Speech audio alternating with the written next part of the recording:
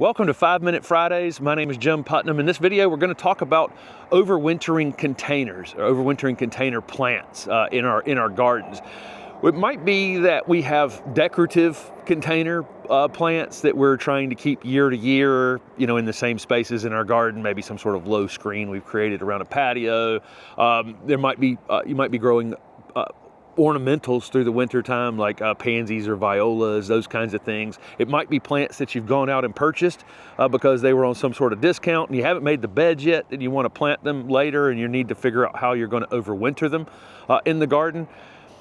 Things in containers are definitely more vulnerable to cold in the wintertime. And this is the issue is the roots are sitting up above the ground in a container, and that container is much more apt to freeze much quicker. So as soon as it goes below 32 degrees, it's going to start freezing inside of that container, whereas the ground acts as an insulator if something is in the ground. And even if it does freeze, it rarely freezes, it only freezes to a certain depth. So there's roots down there that can hide from that, right? And so they're just more vulnerable. So typically, they're going to be more vulnerable to wind. They're going to be more vulnerable to drying out. The soil tends to be more evenly moist in the winter, whereas one container could be dry and one container can be wet. So there's just different requirements to think about. One of the main things we want to look for is if we're leaving the containers out in an exposed space, is that the plants that are in those containers are at least a zone or two hardier than our area. So if I'm in zone 7, I want to make sure that the plant is at least zone 6 hardy. Zone 5 would be even better if we're going to leave it out as a decorative piece during the wintertime. Let's talk through a few strategies to protect our container plants during the wintertime. And we'll start with water. Water is always going to be right up there. Any kind of gardening, watering is going to be the most important thing potentially for any kind of plant, especially container plants, because containers actually can just dry out at different rates. And so depending on the soil mix that was used, you may have one container in a winter wind or a late fall breeze that's drying that container out super fast. Maybe that plant's been in that container longer than some other plant that's in a container that's more newly planted. The newer planted one is not using water, but the old one is just still continuing to use water. So watering is definitely an issue. Water is also an insulator, and it actually produces a little bit of heat as it freezes. And so it has this ability to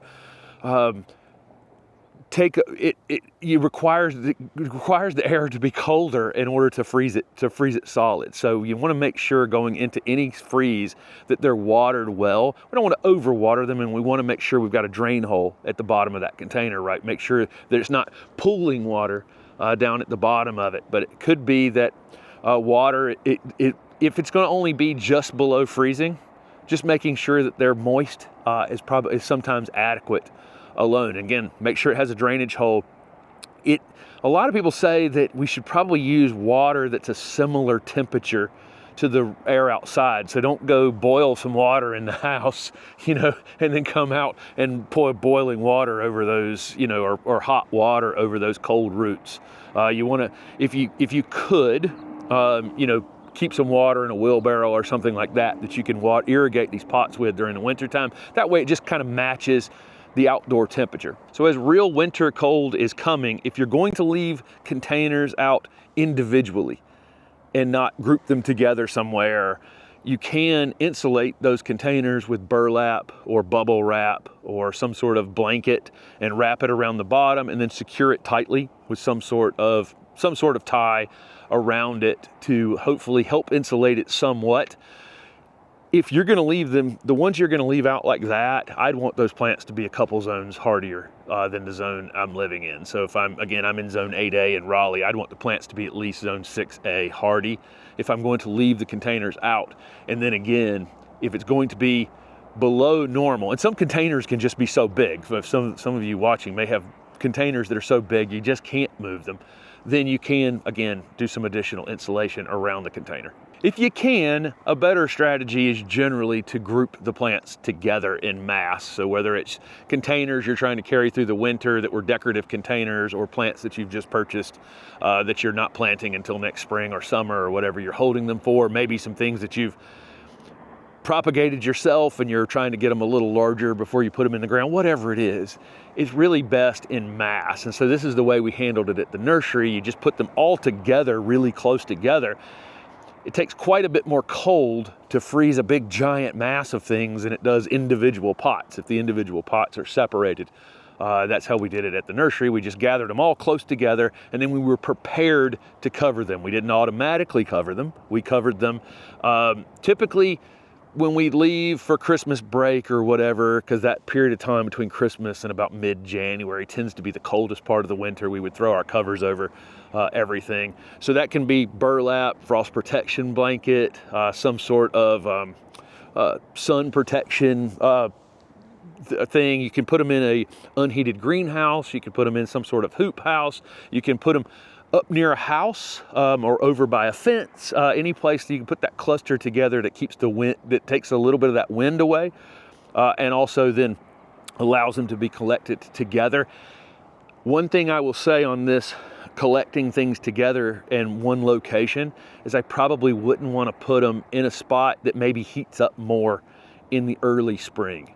Okay, I want to put them on, I actually want to keep them kind of on the cold side. I might actually have them on kind of the north side of my house or the northeast side of my house, not in the wind. That tends to be the windy side. So if you can get them out of the wind, but have them in that shadier space where the house shades the space a bit more, that will keep them dormant. One of the keys here is that, remember, not only are those roots exposed to cold, they're also exposed to heat. And so as it warms up on the other side of winter, you know, this is why you want to plan for this now. When it warms up on the other side of winter, those container roots are going to heat up and start growing earlier, and the plants are going to wake up too early, potentially. You know, especially if you're like overwintering bulbs in them or something like that. Anything that doesn't need a lot of cold treatment is going to immediately start to grow and then be more vulnerable to freeze. So put them in the kind of the coldest space in your garden, but not in the windiest of spaces. If you're covering with something that's not breathable, that's an issue. You need to get those covers off in the morning as the temperature comes up. So if you're covering with plastic, as an example of that, I really don't like to cover with plastic unless it's like getting really, really cold and I need to scramble for a second layer of something. You know, I can go grab a piece of plastic and throw it over, but I want to get that off sooner than later because it will heat up underneath there. All of what I've been talking about here in terms of gathering plants up in some place are things that are hardier than your area, right? So they're at least a zone or two hardier than your area.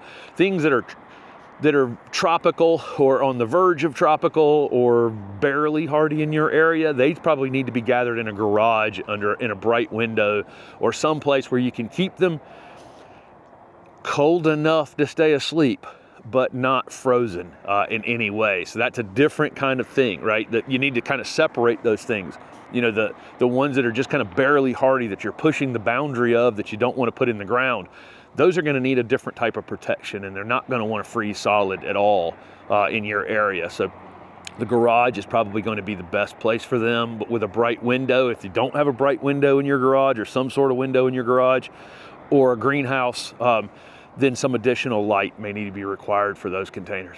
Obviously, if it's a true tropical, you should be bringing those in the house right now. House plants, mandavillas, any kind of actual tropical plant that's only like zone 9 or 10 hardy, those things need to come in your house into some sort of bright space for the winter time. Another thing to think about here that you could do is potentially healing things into the ground. And so you could take your containers and actually plant part of the container down in the ground. It needs to be kind of a well-drained space because there is a drainage hole in the bottom of that container, and water still needs to get out of that container. But you can sink, you know, like in a vegetable garden would be a great place with soil that you've kind of worked over the years, would be a good location for this, where you can just kind of dig a trench, put all your plants in there about halfway down into the ground, and then pile some leaves up around the rest of it through the winter time. That is a great strategy for healing things into the ground through the winter and keeping them from freezing solid, because the bottom of that root will be, you know, below an area that's going to be potentially frozen, especially with that leaf mass covering over the top of it. So healing in is a very, very good strategy. It's a very effective strategy. Don't do it in like hard pan soil where it's going to stay too wet during the winter time. It needs to be kind of well drained underneath that. Let's talk about the containers themselves. Concrete, terracotta, anything made out of clay or cement are going to be more vulnerable to actually cracking during the wintertime, because that material actually absorbs some of the water. It makes them fantastic for growing plants, but in a cold area, they tend to crack. Those are maybe things that you want to protect in colder, especially in colder areas, actually protect your containers. The larger the container is, the thicker it is, the less likely it is to crack. But smaller ones with thin walls are almost likely to crack in very cold areas, because that water expands in that container.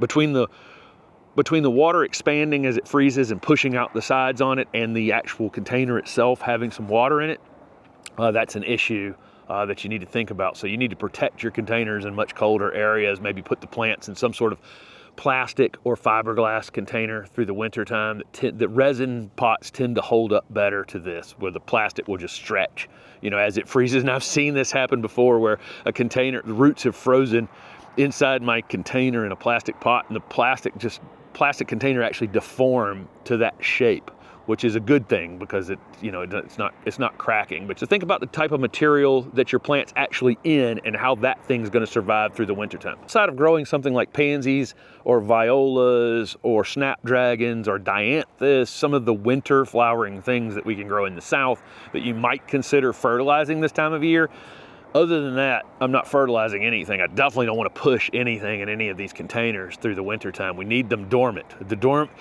Winter dormancy is the main thing, and that's why I spoke about not having them wake up too early. What we really need, plants, even marginal plants, if we can get them to sleep, and I mean a real sleep, before the real cold comes, they're really resistant to cold damage. The problem is frequently, because the container's above the ground, it has the potential to stay a little warmer. Maybe it's been a warm fall. The plant's not fully dormant, and that can be problematic. Fertilizing it could make that even worse, right? Having the plant actively trying to grow while you need it in the most dormant state it can possibly be in. So there you go. There's some ideas and thoughts about, you need to identify these things early. Take a look at the plants that you have. The ones that are a couple zones hardier than your area, you can just mass them together somewhere where it stays cold through the winter time, but it's not in a windy space. Make sure they have holes in the bottom of them. Gather them up. Things that are a little more marginal in your area may need to go in the garage. The tropicals definitely need to come inside. Get on this earlier the better. And again, make sure everything's going to be draining well. Make sure you have covers prepared for them. Or a giant pile of leaves. You can put the leaves over the top of them, in the coldest part, and then pull them back and just have them around the side on the more mild parts of the winter time. We don't want the temperature going like this in any way, shape, or form. You might, if you're a person who's obviously just really jumping into this thing, you find yourself starting a lot of cuttings, you have a lot of containers, you're really jumping all into this ornamental horticulture thing, you might think about next year building some sort of small hoop house. I've showed how to do that on some of my propagation videos in the past. It may give you some place to overwinter some of these things next year, so you don't have to be quite as stressed about it, or you can jump on it and do it now. You still got time before the worst of the winter comes. So there you go.